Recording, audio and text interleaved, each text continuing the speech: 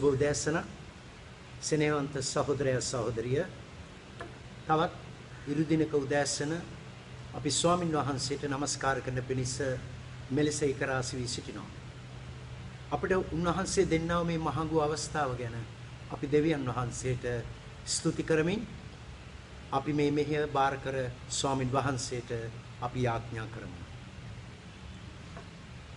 ප්‍රේමවන්ත සර්වබලධාරී දෙවි පියාණනි, ස්වාමිනී මේ උතුම් වූ සබත් දින ඔබ වහන්සේගේ දරුවන් සමග එකරාශි වී ඔබට নমස්කාර කරන්න, ස්වාමිනී ඔබගේ නාමය ගෞරවයටපත් කරන්න, උසස් කරන්න. ස්වාමිනී ඔබ වහන්සේ අපට දුන්නා වූ මේ අවස්ථාව ගැන අපි ඔබට ස්තුති කරනවා. ස්වාමිනී ආරම්භයේ පටන් අවසානයේ දක්වා ඔබ වහන්සේ අපව මෙහෙවමින් ස්වාමිනී අපේ ජීවිතවලට මඟ පෙන්වුව මැනව ශුද්ධාත්මයන්නි අපට වරම් දෙන්න, ප්‍රඥාව දෙන්න. ස්වාමිනී ඔබගේ දිව්‍ය වචනය ඔබ වහන්සේගේ දරුවන් සමග බෙදා දෙන්න පිණිස ස්වාමිනී ඊට බාධා කරන සීල අඳුරු බලවේග ජේසුස් වහන්සේගේ මවිත නාමයෙන් අපි පළවා හරිනවා. ස්වාමිනී ඔබ වහන්සේගේ වචනේ අසන්නා වූ සියලුම ජනතාව ඔබ වහන්සේ ස්පර්ශ කළමින් ඔවුන්ගේ ජීවිත ගමන ඔවුන් යා යුතු මාර්ගයේ ඔවුන්ට මඟ පෙන්වුව මැනව.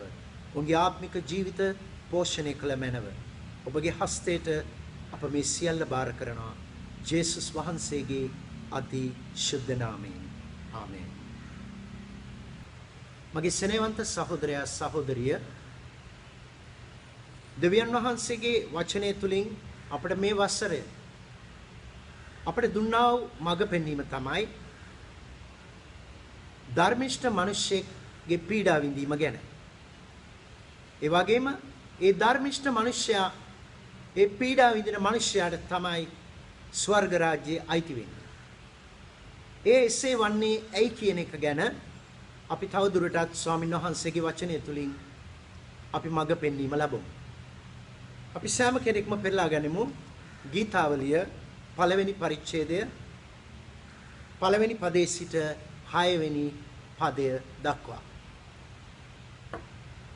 අපිට පේන පැහැදිලිව මේ ස්ථානයේ දාවිද් විසින් මඟ පෙන්වුවා වූ මේ අලංකාර ගීතිකාව. ඔහුගේ ජීවිතයේ අත්දැකීම් තුළ ඔහු ස්වාමීන් වහන්සේ සමග මේ ගමනේදී ඔහුට ලැබුණා වූ මඟ පෙන්වීම අනුව ඔහු අපේ ජීවිතය වලට ඊටාම අනර්ග පණිවිඩයක් ලබා දෙනවා. මගේ සෙනෙහවන්තය, මේ පණිවිඩය තුලින් අපිට පැහැදිලි වෙනවා එක සත්‍යතාවය. ඒ තමයි ධර්මිෂ්ඨයා සහ දුෂ්ටයා අතර ඇති වෙනස. මොකද අපි ධර්මිෂ්ඨ මිනිස්සෙක්ව තේරුම් ගන්න නම් ඒට පටහැනි ඒට විරුද්ධ දුෂ්ටයන් යන්නෝ කවුරුද කියන එක අපි අවබෝධ කරගත යුතු තිබෙනවා. ධර්මිෂ්ඨ මිනිසෙක් යනු දෙවියන් වහන්සේගේ වචනය අනුව උන්වහන්සේගේ පාලනයට යටත් වුණු, උන්වහන්සේගේ වචනේ මඟ පෙන්වීම සොයන, උන්වහන්සේ සමග සබඳතාවයේ පවත්වාගෙන මේ ලෝකේ ජීවිත ගමන යන්නා වූ තැනැත්තෙක්. ධර්මිෂ්ඨ කියන වචනේ අපට අලිත් වචනයක් නෙමෙයි. අප දන්නවා ධර්මිෂ්ඨකම් කිරීම ගැන ලෝකේ බොහෝ අය කතා කරනවා. විවිධ ආගම් තුලින්, ඒ වගේම විවිධ රාජ්‍ය පාලකයන් තුලින්, විවිධ මඟ පෙන්වන දර්ශනවාදීන්, අධ්‍යාපන විශේෂඥයන්, ආගමික නායකයන් තුලින් මේ ධර්මිෂ්ඨ වචනය ගැන අපි අසා තිබෙනවා. අපි මේ වසරේ මුල ස්වාමීන් වහන්සේගේ වචනය මෙනෙහි කරද්දී අපි අවබෝධ කරගත් පරිදි දෙවියන් වහන්සේගේ දෘෂ්ටි කෝණයෙන් ලෝකයේ දෙස බලන අය තමයි දෙවියන් වහන්සේගේ දරුවන් කියන්නේ. මේ ලෝකයේ දෘෂ්ටි කෝණයෙන් ලෝකයේ දෙස බලන අය නොවේ. අප දන්නවා දෙවියන් වහන්සේ අපව තෝරාගෙන තිබෙනවා උන්වහන්සේගේ රාජ්‍යයේ පාලනය යට ජීවත් වෙන්න. උන්වහන්සේගේ රාජ්‍යයේ සදාහටම ජීවත් වෙන්න තෝරාගත් සෙනගක් හැටියට තමයි දේව වචනය අපව හඳුන්වා දෙන්නේ. අප නෙමෙයි උන්වහන්සේව තෝරාගත්තේ, උන්වහන්සේ අපව තෝරාගෙන පත් කළ බව දෙවියන් වහන්සේගේ වචනේ පැහැදිලිව සඳහන් කරනවා. උන්වහන්සේ අපව තෝරාගෙන අපිව පත් කරලා තියෙනවා. මොකද්ද මේ පත්වීම? මේ පත්වීම විශේෂයි. මේ පත්වීම තමයි උන්වහන්සේ සමග සම්බන්ධතාවය ඇතිව උන්වහන්සේගේ පාලනය යටතේ උන්වහන්සේගේ වචනේ මඟ පෙන්වීමට කීකරුව මේ ලෝකයේ තුල ජීවත් වෙමින් මේ ජීවිත ගමන අවසන් කරන්න. ඒ අවසාන ප්‍රතිඵලය වන්නේ ස්වාමින් වහන්සේ සමග සදාකාලයටම ජීවත් වෙන පිණිස ස්වර්ග රාජ්‍යයට අප ඇතුළු වීමයි. මගේ සෙනෙහවන්ත සහෝදරයා සහෝදරිය. දේව වචනය අනුව මේ ලෝකයේ කිසිම මිනිසෙක් ධර්මිෂ්ඨ නැති බව අපි දෙවියන් වහන්සේගේ වචනය තුලින් පැහැදිලිව අවබෝධ කරගත්තා. දෙවියන් වහන්සේගේ අනපනත් වලට විරුද්ධව මිනිසයා කැරලි ගසලා උන්වහන්සේගේ සබඳතාවෙන් වැටිලා උන්වහන්සේගේ අභිමුඛයෙන් වෙන්වීම කරන කොටගෙන ඇති වුණා වූ මේ ප්‍රශ්න ගැටලු වේදනා වලට තමයි අපි මුහුණ දෙන්නේ. ඒ නිසා අපි මේ ලෝකයට උපතේදීම අපි දෙවියන් වහන්සේගෙන් වෙන්ව ඒ අධර්මිෂ්ඨ ජීවිතයක් ඇතිව තමයි අපි මේ ලෝකෙට ඉපදෙන්නේ. ඒ නිසා දෙවියන් වහන්සේගෙන් වෙන් වුණු මිනිස්සෙක්ගේ ජීවිතෙන් එන කිසිම යහපතක් කිසිම ධර්මිෂ්ඨ ක්‍රියාවක් දෙවියන් වහන්සේගේ අභිමුඛයේ පිළිගැනීමට ලක්වන්නේ නැහැ. උන්වහන්සේගේ වචනේ පැහැදිලිව කියනවා නුඹලාගේ ධර්මිෂ්ඨකම් මා ඉදිරිපිට කිලුටු වැරහැලිමෙන් කියලා. ඒ නිසා දෙවියන් වහන්සේ නැතිව අප කරන කිසිම යහපතකින් අපට අපේ සදාකාලික ජීවිතයට යමක් උරුම කරගන්න බෑ. ඒ නිසා දෙවියන් වහන්සේගේ සැලැස්ම අනුව උන්වහන්සේගේ ඒකජාතක පුත්‍රයාගේ කුරුසියේ පූජාව තුලින් අපි මේ වෙන්වීම ජය ගනිමින් නැවත දෙවියන් වහන්සේ සමග සම්බන්ධතාවයට ඇතුළු වී තිබෙනවා. මේ සම්බන්ධතාවයට අපිව ඇති කලේ දේව පුත්‍රයා වන යේසුස් ක්‍රිස්තුස් වහන්සේ. උන්වහන්සේ අපේ පව් දෙසා උන්වහන්සේගේ ජීවිතයේ කුරුසියේ පූජා කරමින් උන්වහන්සේ වැගිරුවා වූ සුද්ධ වූ ලය කරන කොටගෙන අපේ ජීවිතවලට පව් කමාව දිව්‍ය සමාදානය උන්වහන්සේ ලබා දෙනවා. උන්වහන්සේව පිළිගන්න උන්වහන්සේව තමන්ගේ ගැලවුම්කාරය හැටියට ජීවිතයට පිළිගන්නා වූ මනුෂ්‍යයන් සමග උන්වහන්සේ ජීවමානව ජීවත් වෙනවා.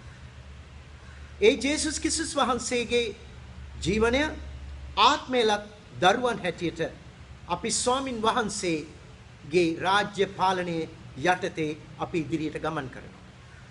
මගේ සෙනෙහවන්තය ඒ ධර්මිෂ්ඨ මිනිසෙකුගේ ජීවිතය. නමුත් දුෂ්ටයා යනු කවරෙක්ද? අප දන්නවා නපුරු චේතනා අනුව නපුරු ක්‍රියා කරන, වැරදි වැඩ කරන, අයහපත් විදිහට ජීවත් වෙන, මිනිමරණ, පව් කරන, සොරකම් කරන, වෛශ්‍යකම් කරන මේ වගේ විවිධ පව් වලට භාජනය වුණු මිනිසයන් අපි දුෂ්ට මිනිසයන් හැටියට මේ ලෝකයේ පිළිගන්නවා. නමුත් දෙවියන් වහන්සේගේ වචනය අනුව දුෂ්ටෙක් යනු ලෝකේ මෞම්කාර දෙවියන් වහන්සේට අවනත නොවන, උන්වහන්සේව පිළි නොගන්නා, උන්වහන්සේගේ වචනයට අකීකරු, උන්වහන්සේගේ සම්බන්ධතාවය ප්‍රතික්ෂේප කරන මිනිසයයි. එනම් උන්වහන්සේගේ ජීවනයේ නොලත් තම ධර්මිෂ්ඨකමින් මේ ලෝකයේ තුල ජීවත් වෙන්න හදන මිනිසයා. මගේ සෙනෙහවන්ත සහෝදරයා සහෝදරිය. අපි මේ දෙවියන් වහන්සේගේ කොටස මෙනෙහි කරන කල අපිට මේ දාවිත්තුමා පැහැදිලිව පෙන්වා දෙනවා මේ ධර්මිෂ්ඨයා සහ දුෂ්ටයාගේ අතර තියෙන වෙනස. ධර්මිෂ්ඨ මිනිසෙක් යනු දුෂ්ටයන්ගේ මන්ත්‍රණය අනුව නොයන්නා වූ තැනැත්තෙක්. දෙවියන් වහන්සේගේ අනසකට යටත් නොවන, උන්වහන්සේගේ වචනයට කීකරු නොවන, උන්වහන්සේගේ සම්බන්ධතාවයක් නොමැති, උන්වහන්සේගේ පාලනය ප්‍රතික්ෂේප කරන මනුෂ්‍යයා දුෂ්ටයි. ඔහුගේ චේතනා දුෂ්ටයි. ඔහුගේ කල්පනාවන් දුෂ්ටයි. ඒවා මේ ලෝකයේ ඉදිරිපිට ලෝක මට්ටමින් යහපත් ලෙස පෙනුනත් දෙවියන් වහන්සේගේ අභිමුඛයේ ඔහු දුෂ්ටයි. එවැනි මිනිසයන්ගේ චේතනා, අරමුණු, කල්පනාව ඔවුන් මේ ලෝකයේ දෙස දකින ආකාරය සමග අපට සම්බන්ධ වෙන්න බෑ.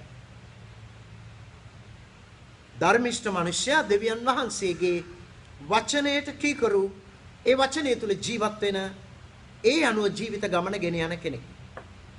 ඒ නිසා ධර්මිෂ්ඨ මනුෂ්‍යයාගේ ජීවිතයේ කේන්ද්‍රය තමා නොවේ.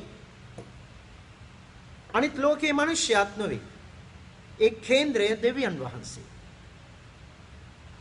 ඒ නිසා මගේ ස්නේහවන්තය, ධර්මිෂ්ඨ මනුෂ්‍යයා නිතරම දෙවියන් වහන්සේගේ ගෞරවය සොයන තැනැත්තෙක්. දෙවියන් වහන්සේ අදහමින් උන්වහන්සේට එරෙහි යන මනුෂ්‍යයනුත් සිටිනවා. ඒකත් දෙවියන් වහන්සේගේ වචනේ පැහැදිලිව පෙන්වා දී තිබෙනවා. ඒ අයත් දිගින් දිගටම දෙවියන් වහන්සේගේ මඟ පෙන්වීම ප්‍රතික්ෂේප කරමින් ඒට අකීකරුව ගමන් කළොත් ඔවුන්ට අවසානයේදී අත්වන්නේ විනාශයම තමයි. එනිසා මගේ ස්නේහවන්තය, අපිට තියෙනවා මේ ජීවිත මාර්ග දෙකෙන් එකක් තෝරා ගන්න. දෙවියන් වහන්සේ අපට නිදහස් කැමැත්තක් දීලා තියෙනවා, තීරණ ගැනීමේ අයිතිය අපට ලබා දී තිබෙනවා. නමුත් ධර්මිෂ්ඨ මිනිස්සෙ තීරණ ගන්නේ දෙවියන් වහන්සේගේ වචනේ මඟ පෙන්වීම තුලින්. මේ දාවිද් තුමාම ගීතාවල 119 105 වෙනි පදේ කියනවා, ඔබගේ වචනය මාගේ පාදයට පහනක්, මාගේ මාවතට එළියක් කියලා. ධර්මිෂ්ඨ මිනිසයා දෙවියන් වහන්සේගේ මඟ පෙන්වීම අනුව මේ ජීවිත ගමනේ ඉදිරියට යන තැනැත්තෙක්. ඔහු තබන පාද ගැන ඔහු ප්‍රවේශම් වෙනවා. ඔහු ඉදිරි ගමන යන්නේ ස්වාමීන් වහන්සේගේ මඟ පෙන්වීම ඔස්සේ. ඔහු ජීවත් වෙන්නේ උන්වහන්සේගේ පාලනය යටතේ. එනිසා මගේ ස්නේහවන්තය, ධර්මිෂ්ඨ මනුෂ්‍යයන් කවදාක්වත් දෙවියන් වහන්සේට ගරහන, උන්වහන්සේගේ වචනය සුළු කරන අයගේ මන්ත්‍රණයට ඇතුළු වෙන්නේ නැහැ. එසේ ඇතුළු වීම දෙවියන් වහන්සේට කරන අගෞරවය. අපි ලෝකේ දුෂ්ටයන්ට ඇහුම්කන් දුන්නත් අපි තෝරා බේරා ගන්නවා. අප තීරණය ගන්නේ දෙවියන් වහන්සේගේ වචනයට අනුවයි. එලෙසම පෞකාරයන්ගේ මාර්ගයේ නොසිටින්නා වූ, මේ පෞකාරයන් යනුවෙන් හඳුන්වන්නේ මේ දුෂ්ටයාගේ ජීවිත මාර්ගය. මාර්ගය යනුවෙන් දෙවියන් වහන්සේගේ වචනේ අදහස් කරන්නේ අපේ මේ යන ජීවිත ගමන පමණක් නෙමෙයි, අපේ ජීවිතේ සම්පූර්ණ ජීවන රටාවත් ඒට ඇතුළත්. අපි කරන කියන හැම දෙයක්ම ස්වාමින් වහන්සේ ඉදිරිපිට විනිශ්චයට ලක් වෙන නිසා යම් දවසක ධර්මිෂ්ඨ මනුෂ්‍යයා පාද තබන්නේ ඊටාම ප්‍රවේශමෙන්. මේ ලෝකයේ තුල දෙවියන් වහන්සේගෙන් වෙන්වුණු වැටුණු මනුෂ්‍යයන්ගෙන් පිරී තිබෙනවා. අපේ දෙවියන් වහන්සේගේ වචනේ කියනවා දුෂ්ටයන් වැඩි වෙන කල පාපයද වර්ධනය වෙනවා කියලා. ධර්මිෂ්ඨ මිනිස්සෙක්ට බලය පාලනය ලැබෙන කල මිනිසයන් ප්‍රීති වෙනවා, මිනිසයන් සාමෙන් පිරී යනවා කියලා. ඒ නිසා මගේ ස්නේහවන්තය, මේ ජීවිත මාර්ග දෙක අපි පැහැදිලිව අවබෝධ කරගත යුතු තිබෙනවා. ඊළඟ පදේ කියනවා නින්දා කරන්නන්ගේ ආසනේ නොහිඳින්නා. එතකොට මේ දුෂ්ට මිනිසයා දෙවියන් වහන්සේට පමණක් නොව දෙවියන් වහන්සේගේ දරුවන්ටත් නින්දා කරනවා, අපහාස කරනවා. දුෂ්ට මිනිසයන්ගේ චේතනා නිතරම නපුරු නිසා ඔහුගේ ජීවිතේ වංචාව, කැරලිකාරකම, කපටිකම පිරී තිබෙනවා. එනිසා මේ දුෂ්ට මිනිසයා පවා යහපත් මිනිසෙක් හැටියට මේ ලෝකයේ තුල රංගපාන්න පුළුවන්. නමුත් ධර්මිෂ්ඨ මිනිසයා දෙවියන් වහන්සේගේ වචන ආලෝකයේ තුල ජීවත් වන නිසා ඔවුන්ට ඒ දුෂ්ට මිනිසයන්ව හොඳින් හඳුනා ගන්න පුළුවන් වෙනවා. ඒ නිසා මගේ ස්නේහවන්තය, අපි පැහැදිලිව වෙන්කොට හඳුනාගත යුතු තිබෙනවා දෙවියන් වහන්සේගේ වචනය අනුව දුෂ්ටෙක් යනු කවුද, ධර්මිෂ්ඨ මිනිසෙක් යනු කවුද කියන එක. ඒ ධර්මිෂ්ඨ මිනිසයා කවදාක්වත්, අප දන්නවා අපි මේ ලෝකේ ජීවත් වෙන්නේ පාපයට වැටුණු මිනිසයන් සමග. අපිත් කලක් පාපේ ජීවත් වුණා. අපිත් දෙවියන් වහන්සේට විරුද්ධව ජීවත් වුණා. අපිත් යක්ෂයාට වහල් වෙලා ජීවත් වුණු අය.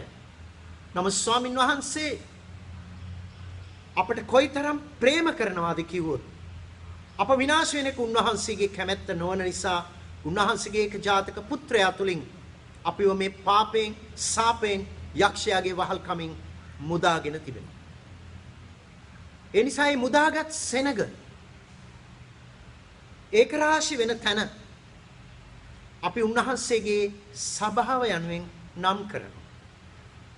ලෝකෙන් වෙන් කරගත් ඒ ජනතාව අපව ලෝකෙන් වෙන් කරගත්තට අප ජීවත් වන්නේ තාමත් මේ ලෝකේ. යක්ෂයා තාමත් අධිපතිකම් කරනවා මේ ලෝකයේ තුල. නපුරාගේ බලපෑම වලට අපි හසු වෙනවා.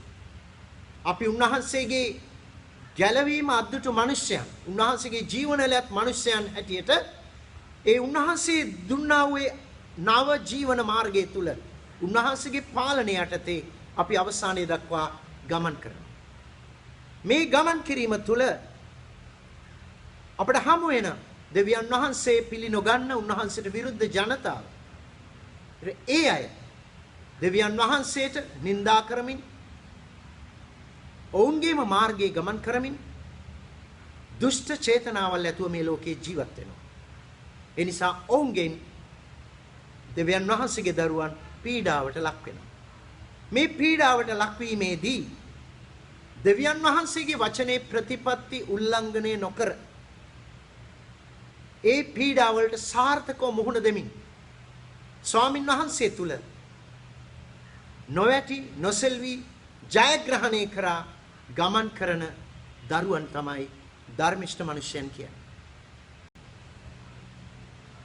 දෙවියන් වහන්සේගේ දරුවෙක් හැටියට ධර්මිෂ්ඨකම අපි උන්වහන්සේගෙන් ලබාගෙන තිබෙන දෙයක්. ඒක අපි ජේසුස් වහන්සේ කෙරේ ඇදහිල්ලෙන් දෙවියන් වහන්සේගෙන් ලබා ගන්න දෙයක්. ධර්මිෂ්ඨකම අපිට උපයා ගන්න බෑ. ඒකයි දේ වචනේ කියන්නේ අපේ තම ධර්මිෂ්ඨකම් දෙවියන් වහන්සේ ඉදිරිපිට පිළිගැනීමට ලක්වන්නේ නැහැ කියලා. දෙවියන් වහන්සේගෙන් වෙන් වුණු වැටුණු මිනිස්යාගේ යහපත් ක්‍රියා යහපත් දේවල් අපි බොහෝ දකිනවා. නමුත් ඒවා මේ ලෝකයේ තුල අපිට යහපතක් වුණත් ඒවා తాවකාලිකයි.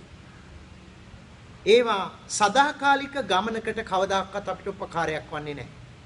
ඒ නිසා මගේ ස්නේහවන්තය ධර්මිෂ්ඨ මිනිසෙක් නිතරම දෙවියන් වහන්සේට විරුද්ධ මිනිසයන්ගෙන් පීඩාවට ලක් වෙනවා. මේ පීඩාවට ලක්වීම තුන් ආකාරයි. එකක් තමයි මේ ලෝකයේ තුල නපුරා තාම ජීවත් වෙන නිසා යක්ෂයාගෙන් දෙවියන් වහන්සේ තෝරාගත් දරුවන්ට එන්නා වූ පීඩාව. දෙවැනි පීඩාව තමයි දෙවියන් වහන්සේට විරුද්ධව ජීවත් වෙන උන්වහන්සේව ප්‍රතික්ෂේප කරන මිනිසයන්ගෙන් එන පීඩාව.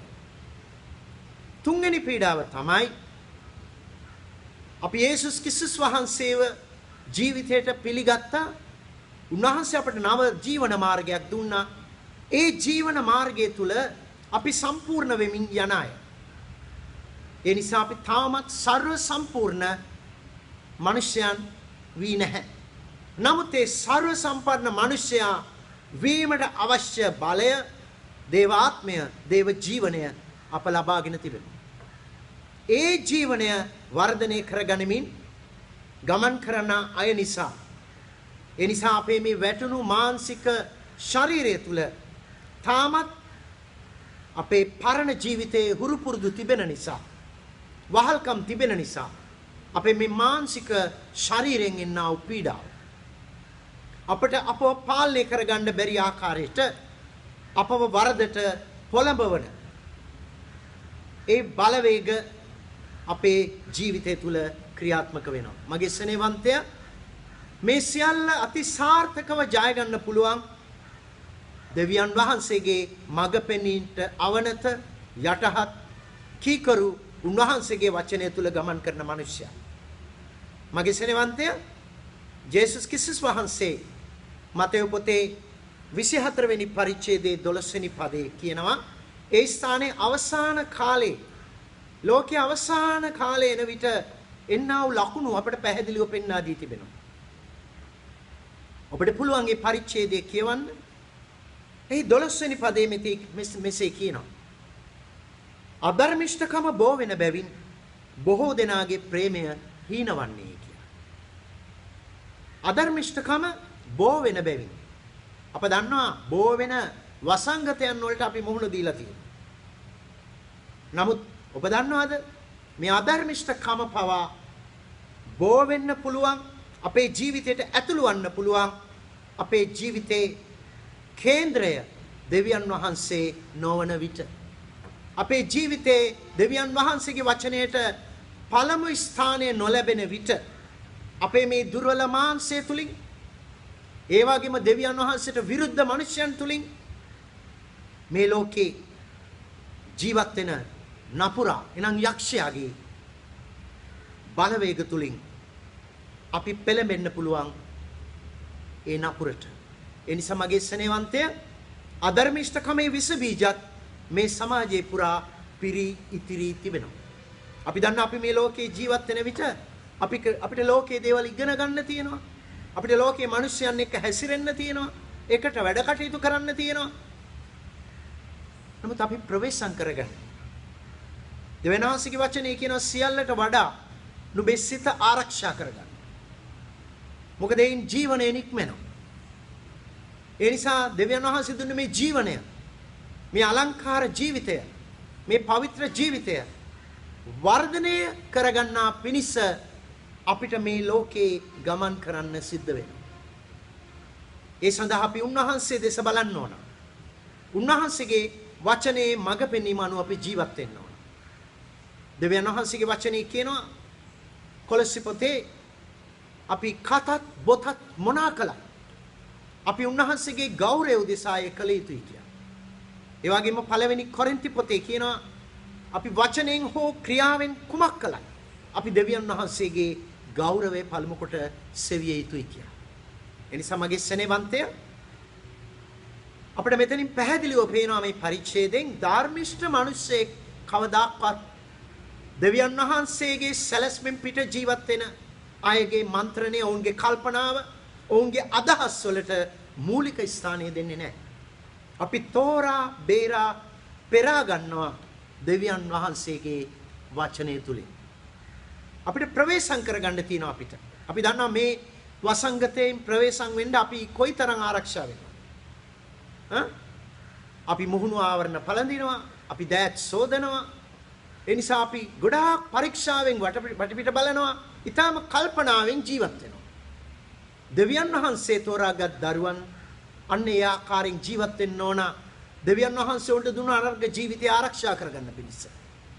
ඒ නිසා අපි දකින දේ, අපි අසන දේ, අපි කතා කරන දේ, අපි රස බලන දේ, අපේ සම්බන්ධතා, අපේ අරමුණු, චේතනා, අපේ ආශාවන්, අපේ බලාපොරොත්තු පිටු කර ගැනීමේදී අපි ප්‍රවේශම් විය යුතුයි. මොකද මේ අධර්මිෂ්ඨකම බෝ වෙන්න පුළුවන්. ඒ නිසා මගේ ස්නේහවන්තය, නමුත් ඒ ස්ථානයේ යේසුස් වහන්සේ කියනවා අධර්මිෂ්ඨකම බෝ වෙන බැවින් බොහෝ දෙනාගේ ප්‍රේමය හීන වෙනවා කියලා. ඇත්තටම අධර්මිෂ්ඨ මිනිස්සෙක් කියන්නේ දෙවියන් වහන්සේගේ ප්‍රේමෙන් පිරුණු කෙනෙක් නෙමෙයි. ස්වභාවික ලෞකික ලෝකේ වැටුණු මිනිසයා තුලත් ප්‍රේමය කියන එක තිබෙනවා. නමුත් ඒ ප්‍රේමය ආත්මාර්ථකාමී. ඒ නිසා තමයි අද අපි මේ ලෝකේ දකින්නේ ඉතා භයානක දේවල්. අපි දන්නවා දෙමව්පියන් දරුවන්ට තියෙන ආදරේ, ප්‍රේමය ඉතා උතුම් කොට සලකනවානේ.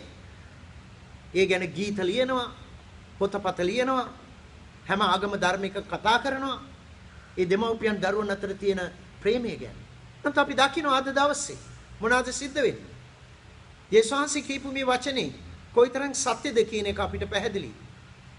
දෙමව්පියන් දරුවන්ට විරුද්ධව කැරලි ගසන, දරුවන් දෙමව්පියන්ට විරුද්ධව කැරලි ගසන, එපමණක් නෙමෙයි තමන්ගේම දරුවන් පවා විනාශ කරන, මරණයට පත් කරන දෙමව්පියන් පවා සිටිනවා.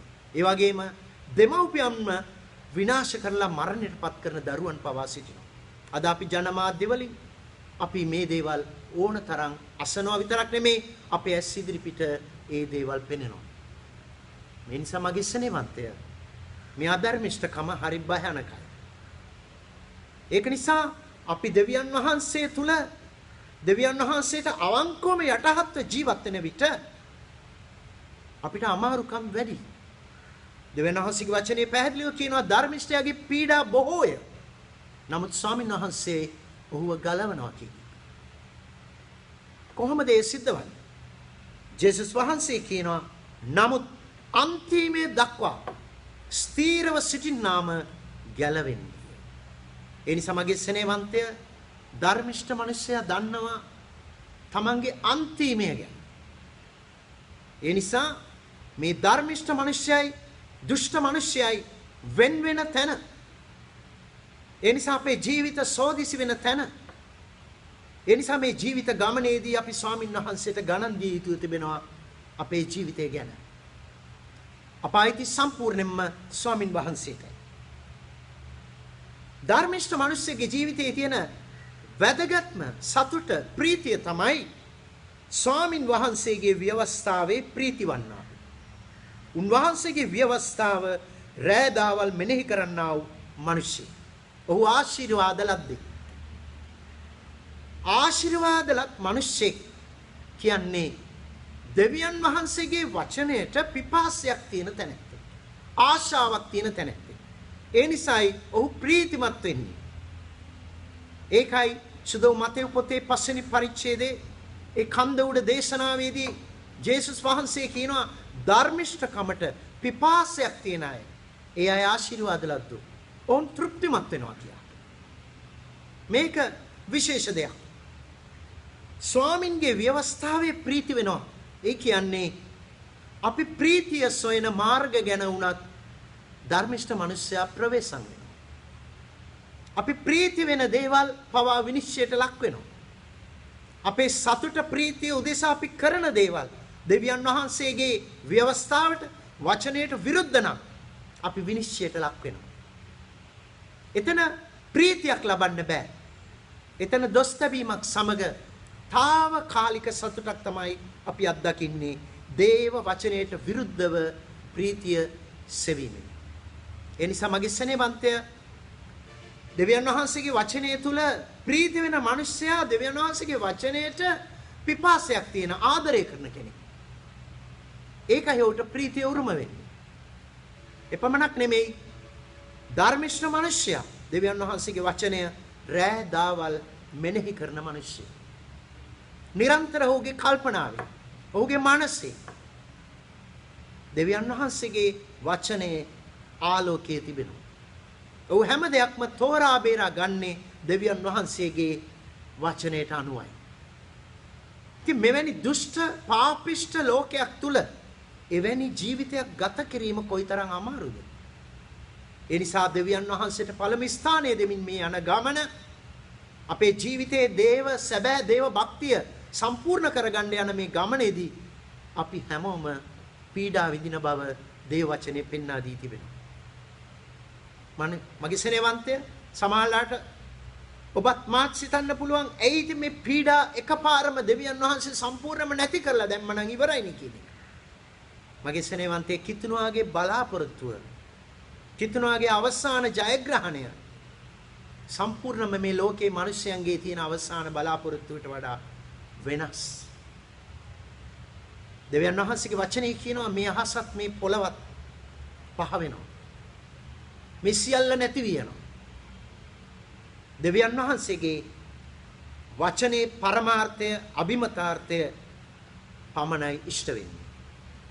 ඒ නිසා මගේ ස්නේහවන්ත සහෝදරයා සහෝදරිය අපි දේව දරුවන් හැටියට අපි මෙලෙස ඒකරාශී වෙන විට අපි දෙවියන් වහන්සේගේ වචනයට ඇහුම්කන් දෙන විට දෙවියන් වහන්සේ බලාපොරොත්තු වෙන ධර්මිෂ්ඨ ජීවිතේ ගැන අපි ගැඹුරින් ගැඹුරට අපි අවබෝධ කරගන්න අවශ්‍යයි. ඒ ධර්මිෂ්ඨ මිනිසයාගේ ජීවිතේ මෙතන ලස්සන උපමා අලංකාරයක් දෙනවා. ඔහු දිය ඇලක් ළඟ හිඳ වූ නියම කලට පළ දෙන නොමැලවෙන කොළ ඇති ගසක හා සමාන වන්නේ. ලස්සන උපමා අලංකාරයක් තියෙනවා. මෙතන තියෙනවා දිය ඇලක්. දිය ඇලක් ළඟ මුල් අදින. අප දන්නවා ගසක මුල් අපිට පෙනෙන්නේ නැහැ.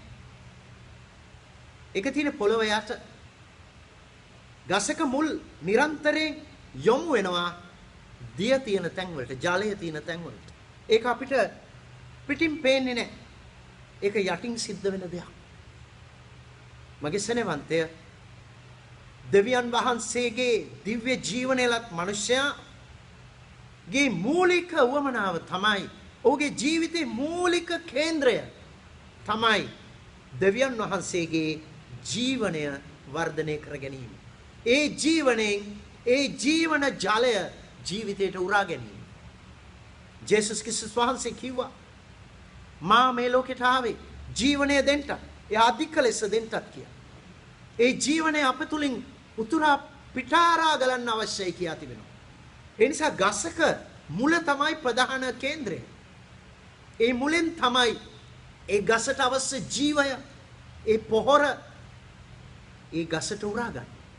මගේ සෙනෙවන්තය, ඒක නිසා මේ මුල් ඉතා වැදගත්. අපේ ජීවිතයේ මූලික කේන්ද්‍රය, අපේ හදවත ඉතා වැදගත්. ඒ නිසා අපි සෝදිසි කරමු මේ උදෑසන අපේ ජීවිතයේ මූලික ස්ථානයක් දෙවියන් වහන්සේගේ ඒ ජීවනය වෙත යොමු වී තිබෙනවාද කියලා. එතකොට මේ දියහැල ළඟ මුල් ඇදලා තියෙන ගහ ඒ ප්‍රදේශයට නියං කාලයක් ආවත්, භයානක ග්‍රීෂ්ම කාලයක් ආවත් ඒ ගහේ කොළ වේලෙන්නේ නැහැ. ඒ ගහේ අපි දකින 아무තු ප්‍රබෝධයක්.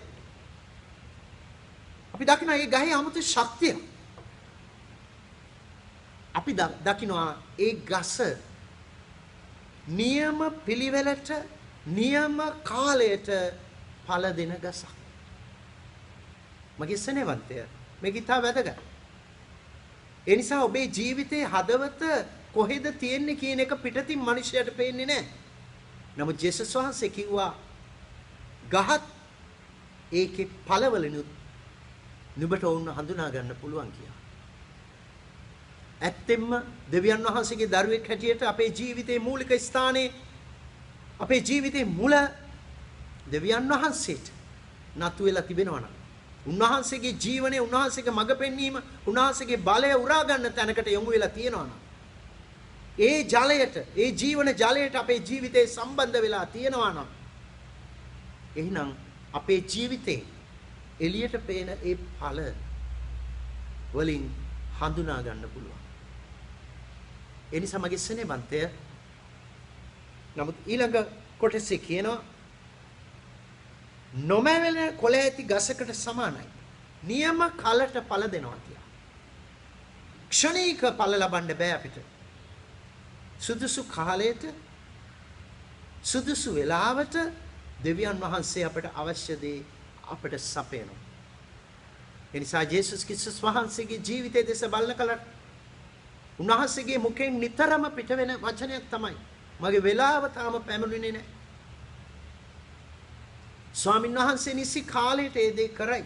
ජේසුස් වහන්සේ කාලය ගැන කතා කරනවා.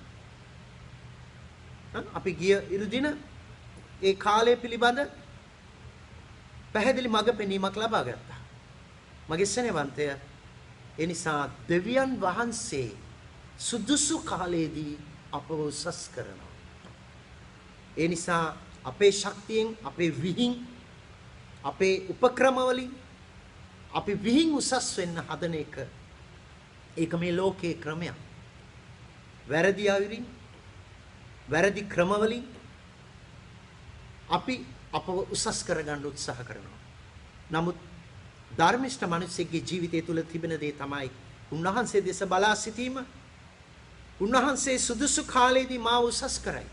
ඒ නිසා උන්වහන්සේගේ බලවත් හස්තයට යටත්ව අපි ජීවත් වෙන්න ඕනේ. ඒ නිසා සුදුසු වෙලාවට සුදුසු ඵලය උන්වහන්සේ දෙන්න දන්නවා ඒ ධර්මිෂ්ඨයාගේ ජීව. ඔහු කරන සියල්ල සඵල වේ. මේ සඵල වීම ඉතා වැදගත්. දෙවියන් වහන්සේගේ වචනේ අපිට කියනවා ධර්මිෂ්ඨයාගේ ඵලය ජීවන වෘක්ෂයක් කියලා. ජීවන වෘක්ෂයක්. මතක තියාගන්න, ඔහුගෙන් නික්මෙන ඵලය දෙවියන් වහන්සේගෙන් ඈත් වී සිටින ජනතාව දේව ප්‍රඥාව වෙත යොමු කරනවා.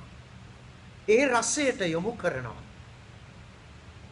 ඒ නිසා අධ්‍යාත්මික සත්‍යතාවයෙන් සොයන්න ආකර්ෂණය වෙනවා.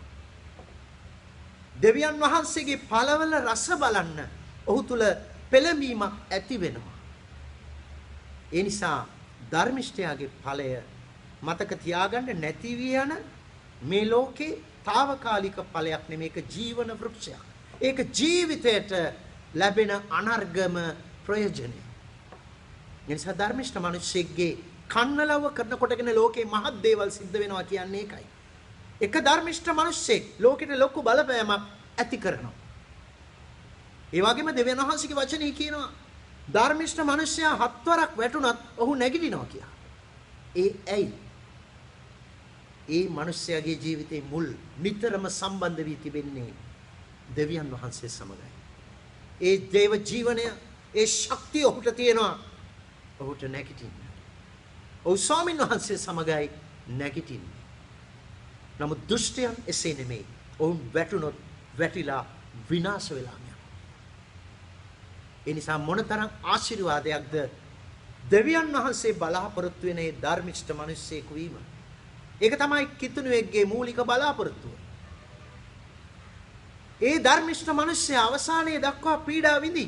ඒ නිසා යේසුස් වහන්සේ කියන අවසානයේ දක්වා ස්ථීරව සිටින්නා තමයි ගැලවෙන්නේ කියලා. මගේ සෙනෙවන්තය ස්වර්ගය අයිති වෙන්නේ ඔහුට. ඒ නිසා මේ අධර්මිෂ්ඨකම බෝ වෙන දෙයක් නිසා අපි කල්පනාවෙන් ඉමු. නිතරම අපි ස්වාමීන් වහන්සේගේ මඟ පෙන්වීම සොයමු. අවසාන වශයෙන් අපිට මෙතන මේ දුෂ්ටයෝ ගැන කතා කරනවා. දුෂ්ටයෝ එසේ නොව සුළඟින් විසිර යන බොල් හා සමානයි. ඒ කියන්නේ දුෂ්ටයාවක් පේනවා අපිට හොඳ දහන්න ඇටයක් වගේ. හොඳ වී ඇටයක් වගේ. ඒක නිසා අපිට පිටතින් බලන්න බෑ බොල් වී මොනවාද හොඳ වී මොනවාද කියලා. ඒක පොලන්න ඕන. ඒක සුළඟට යොමු කරන්න ඕන. බොල් වී කියන්නේ වී ඇටේ වගේ පෙවුනට ඒ පොත්ත තිබුණට ඇතුලේ ඇටය නැහැ. ඒ සුදු අවශ්‍ය දහන්නය නැහැ.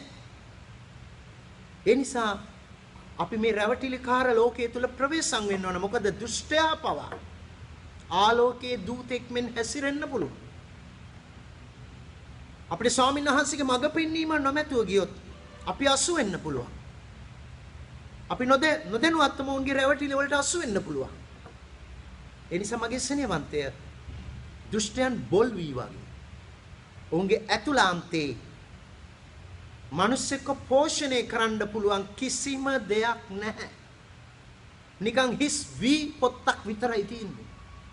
නමුත් දෙවියන් වහන්සේගේ විනිශ්චය ඒ සුළඟකට සමාන කරනවා. ඒ නිසා දුෂ්ටයෝ බොල් වී වගේ ඒ දේව විනිශ්චයේදී විසිවී යනවා. මගේ සෙනෙවන්තය.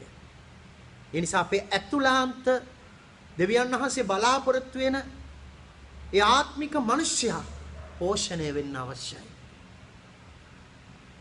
ඒ වී ඇටේ තුල ඒ වී ඇට පිරී ඉතිරී තිබෙන්නාසේ ඒක සම්පූර්ණ වෙන්න අවශ්‍යයි.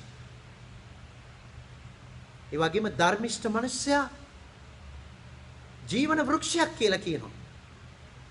ඒ වගේම තමයි ආත්ම දිනන්නා ඥානවන්තයෙක්. ධර්මිෂ්ඨ මිනිසෙක්ට තමයි ආත්ම දිනන්න පුළුවන්.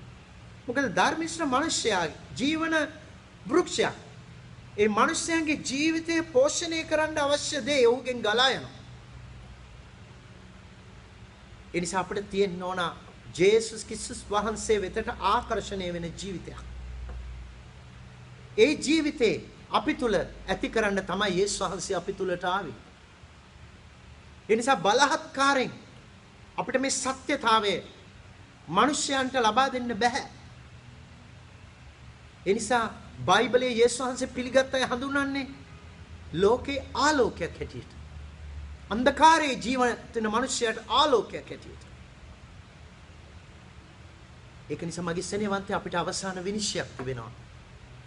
ඒ නිසා අපි තීරණය කළ යුතුයි ඔබ සෝදිසි කරගatiya යුතුයි. දෙවියන් වහන්සේගේ ඇස් ඉදිරිපිට ඔබ ධර්මිෂ්ඨෙක්ද දුෂ්ටෙක්ද කියන එක. අවසාන වශයෙන් පස්වෙනි පදේ කියනවා එබැවින් දුෂ්ටයෝ විනිශ්චයයිද පෞකාරයෝ ධර්මිෂ්ඨයාගේ සමාගමෙහිද නොසිටින්නෝය. ඒ නිසා මතක තියාගන්න දුෂ්ට පෞකාර මිනිසයා කොහොමත් කැමති නැහැ දෙවියන් වහන්සේ තුල ධර්මිෂ්ඨ මිනිසෙක්ට. ඔවුන් ඒ මිනිසයන්ට ලං වුණත් ඔවුන් වැරදි චේතනාවලින් අරමුණු වලින් තමයි ලංවන්නේ. ඒ නිසා මගේ සෙනෙවන්තේ අපිට තියෙනවා ස්වාමින් වහන්සේ වෙතට මිනිසයන් දිනා ගන්න. ඒ දිනාගන්නේ අපේ කතාවෙන් පමණක් නෙමෙයි. අපේ ජීවිත රටාවෙන්. මොකද මෙතන පැහැදිලිව කියනවා 6 වෙනි පදේ මක්නිසාද ස්වාමින් වහන්සේ ධර්මිෂ්ඨයාගේ මාර්ගය දන්නාසේක. දෙවනාසේ දන්නා ධර්මිෂ්ඨ මිනිසයා යන ගමන ඔහුගේ මාර්ගය. මාර්ගය කියන්නේ අපේ ජීවිත මුළු රටාවත් ඒට අයිති. උන්වහන්සේ අපේ ජීවිතයේ සෝදිසි නොකර යන ගමන පමණක් කල්පනා කරන්නේ නැහැ. ඒ නිසා අපේ යන ගමන තීරණය වෙන්නේ දෙවියන් වහන්සේගේ ඇස් ඉදිරිපිට ඔබේ ජීවිතේ රටාව කොයි ආකාරද ගොඩ නැගිලා තියෙන්නේ. ඔබ ලෝකයේ ආකාරයට සමානද? ඔබ ලෝකෙන් ඔබේ සිත අලුත් කරගෙන අන්‍යාකාරයත් එක් වෙලා තියෙනවද? රෝම පොතේ 12 වෙනි පරිච්ඡේදයේ පළවෙනි පදේ දෙවෙනි පදය. ඒ වෙන්වීම අපේ ජීවිතේ අපි හරි ලෙස සිදු කරන විට තමයි දෙවියන් වහන්සේගේ කැමැත්ත සම්පූර්ණ දේ කුමක්ද කියා අපිට දැනගන්න පුළුවන්. ඒ නිසා දෙවියන් වහන්සේව රවට්ටන්න අපි කාටවත් බෑ. උන්වහන්සේ දන්නවා ධර්මිෂ්ඨයා කවුද? උන්වහන්සේගේ මාර්ගය මොකක්ද කියලා. එතන කියනවා මක්නිසාද ස්වාමීන් වහන්සේ ධර්මිෂ්ඨයාගේ මාර්ගය දන්නාසේක. නමුත් දුෂ්ටයන්ගේ මාර්ගය විනාශ වන්නේ. දුෂ්ටයා කොහොමත් විනාශ වෙනවා. ඒකට හේතුව දුෂ්ටයා කියන්නේ දෙවියන් වහන්සේගේ පාලනය ප්‍රතික්ෂේප කරන, මෞංකාරය විශ්වාස නොකරන, උන්වහන්සේගේ අනපනත් වලට යටත් වෙන්නේ නැති, උන්වහන්සේ සමග සම්බන්ධතාවයක් නැති ලෝකේ ජීවත් වෙන මිනිසයා. ඔව් කුමන ආගමක සිටියත්, ඔව් මොන ආකාරයෙන් ලෝකේ යහපත් ලෙස පෙනී සිටියත්, දෙවියන් වහන්සේ දන්නවා දුෂ්ටයාගේ මාර්ගයයි ධර්මිෂ්ඨයාගේ මාර්ගයයි. ඒ නිසා මේ උදෑසන අපේ සිත් අපි සෝතිසි කරමු. ධර්මිෂ්ඨයාගේ ඵලය ජීවන වෘක්ෂයක්. ඒකට අන් මනුෂ්‍යයන්ට ජීවනය දෙන ඵලද අපේ ජීවිතේ ලැබෙන්නේ. ඒසේ වෙන්න නම් අපේ ජීවිතේ නැමැති ගස්සේ මුල් ස්වාමින් වහන්සේගේ ජීවනයට සම්බන්ධ වෙලා තියෙනවා. ඒ ජීවන ජලය, ඒ ජීවන ධාරා අපේ ජීවිතේ ගලා යන්න ඕන ලෝකෙට. ඒ නිසා එන ලෝකයේ තවත් භයානකයි මගේ සෙනෙවන්තය. ඒ නිසා ඔබ නොසැලකිල්ලෙන් සිටියොත් ඔබට කොරෝනා බෝ වෙනවා වගේ. ධර්මිෂ්ඨකම බෝ වෙන දෙයක් නිසා. අපේ කල්පනාව, අපේ සිත, අපේ සිතිවිලි, අපේ චේතනා, අපේ ආශාවන්, අපේ බලාපොරොත්තු ගැන අපි සෝදිසියෙන් සිටිය යුතුයි. දේවචනේ කියනවා සිහි ඇතිව අවදිව සිටින්න. මොකද විරුද්ධ වාර්ධිකම් ගොඩයි. විරුද්ධකාරයා බලා සිටිනවා. ඒ නිසා කිතුණුවා අවසානයේ දක්වා ස්ථීරව සිටිය යුතුයි. මොකද අපිට පීඩා බොහෝමයි. ඒ පීඩා නිසා අපි අධෛර්ය වෙන්නේ නැහැ. ඒ පීඩා තමයි අපව ඉදිරියට ගෙන යන්න තව තවත් ශක්තිමත් කරන්නේ. අපිට මේ ජීවිතය තුල දෙවියන් වහන්සේ තුල ජීවත් වෙන මිනිස්සෙක්ට අවශ්‍ය අත්දැකීම් ලබා දෙන්නේ. අන්නේ අත්දැකීම්, ඒ සාක්ෂි තමයි ලෝකයව ධෛර්යමත් කරන්නේ. ඒ නිසා මගේ සෙනෙවන්තේ මේ ආශිර්වාදලත් ජීවිතේ අපි උරුම කරගන්න අවශ්‍යයි. ඒ නිසා අපි අපේ සිත් සෝදිසි කරමු මේ විදෑසන. අපි සෑම කෙනෙක්ම අපේ හිස නමාගෙන අපේ ජීවිතය අපි ස්වාමින් වහන්සේට බාර කරමු. ප්‍රේමවන්ත ਸਰව බලධාරී දෙවි පියාණනි, ඔබ වහන්සේට ස්තුති කරනවා, මෙලෙස ඔබට নমස්කාර කරන්න අපව තෝරාගත් නිසා. අපායිති ඔබටයි දෙවි පියාණනි. ස්වාමිනී ඔබ වහන්සේගේ වචනේ පරිදි මේ පළල් පාරය තෝරගෙන විනාශය කර යන්නට නොව ඔබ වහන්සේ කිව්වා ඔබ වහන්සේගේ මාර්ගය ඊටාම පටුයි ඒක අවහිරයි. ඒක හමුවන්නේ ස්වල්ප දෙනාටයි. ස්වාමිනී අපට තෝරා ගැනීමක් තිබෙනවා. අපි මේ ලෝකයා අපට ඉදිරිපත් කරන මේ පළල් පාරේ ගොස් අපි විනාශ වෙනවාද? නැත්නම් ඔබ වහන්සේගේ ජීවන මාර්ගයේ ඒ පටු මාර්ගයේ ඒ අවහිර බාධා ප්‍රශ්න ගැටලු පිරි මාර්ගයේ අපි අවසානයේ දක්වා ස්ථීරව ගමන් කරනවාද? ස්වාමිනී ඒ සඳහා ඔබ වහන්සේ අපට දී ඇති ඔබගේ අනර්ග වචනය ගැන ස්තුති කරනවා. ස්වාමිනී වචනෙන් අපේ ජීවිත පෝෂණය කරගනිමින් ඒ අනුව ජීවත් වෙන්න ඔබ වහන්සේගේ දරුවන්ට කරුණාව දෙන මෙනව. ඒට බාධා කරන සියලුම අන්ධකාර යක්ෂයාගේ බල පරාක්‍රම ජේසුස් ක්‍රිස්තුස් වහන්සේගේ නාමයෙන් පළවා හරිනවා. ස්වාමිනී ඔබ වහන්සේගේ ඇස් ඉදිරිපිට සැබෑම ධර්මිෂ්ඨ මිනිසෙක්ව අවසානයේ ස්වර්ග රාජ්‍ය උරුම කරගන්න මේ ගමන ස්වාමිනී ඉවසිල්ලෙන් එක් ශාන්ති ගුණෙන් සියල්ල දරාගෙන යන්ට ඔබගේ ප්‍රේමයෙන් අපව බෞතිස්ම කරා. ස්වාමිනී ඔබගේ වචනයට කීකරු වෙන මිනිසයා ඔබ වහන්සේගේ ප්‍රේමයෙන් පුරවන බව ඔබ වහන්සේ ප්‍රකාශ කර තිබෙනවා. ස්වාමිනී අධර්මිෂ්ඨකම බෝවි බොහෝ දෙනාගේ ප්‍රේමයේ හීන වී තිබෙන මේ කාලය තුල ස්වාමිනී ඔබ වහන්සේ තුල ස්වාමිනී හැම බාධා පරීක්ෂාවලට සාර්ථකව මුහුණ දෙමින් ඔබගේ වචනයට පිපාසෙන් ඒ වචනය තුල ප්‍රීතිය සමාදානයේ සුවය සතුට සොයමින් ඒ ආධිපත්‍යයට යටත්ව මේ ලෝකේ ජීවත් වෙන්න. ස්වාමිනී සැබෑ නිර්භීත කිතුණු දේව දරුවන් ලෙස ජීවත් වෙන්න. ඔබගේ ගෞරවය උදෙසා ජීවත් වෙන ඔබ වෙනුවෙන් පෙනී සිටින කතා කරන දරුවන් ලෙස ජීවත් වෙන්න. අන් අයට ආදර්ශමත් සාක්ෂියක් ඇති ජීවිතයක් ගත කරන්න. ස්වාමිනී ඔබගේ සත්‍යතාවයේ ලෝකයට බෙදා හරි අපේ එක්කෙනා රැගෙන ස්වාමිනී ඔබ වහන්සේ සන්නද්ධ කළ මැනව. ස්වාමිනී අපේ අඩුපාඩුකම් දුර්වලකම් අපේ වැටීම් ඔබ වහන්සේට බාර කරනවා. ස්වාමිනී ඔබගේ සදාකාලික කරුණාවෙන් ඒ සදාකාලික හස්තෙන් ස්වාමිනී ඒ සදාකාලික ප්‍රේමෙන් අප වට කරමින් අපව නැවත නැවත හැඩගස්වමින් ඉදිරියට ගෙන ගිය මැනව. ස්වාමිනී ඔබ වහන්සේට අයිති සීල දරුවන් ඔබට බාර කරනවා. ස්වාමිනී ඔවුන් අප රටේ නොවේ ලෝකේ කොහේ විසිරී සිටියත් ඔබගේ ආත්මය මුදා හරිමින් ඔවුන් ස්පර්ශ කළ මැනව. ඔබ වහන්සේ ඔවුන් තුළ පටන් ගත්තේ ඔබ වහන්සේ අවසන් කළ මැනව. ස්වාමිනී ඒ සඳහා උන්න නපුරාගෙන් ආරක්ෂා කරන්න. ඔබගේ ලේ යට සංගවා ගන්න. ඔබගේ හස්තයට අප සීල දෙනා බාර වෙනවා. ජේසුස් ක්‍රිස්තුස් වහන්සේගේ නාමයෙන්. ආමේන්. හොඳයි ඔබ සැමට ජේසුස් පිටයි.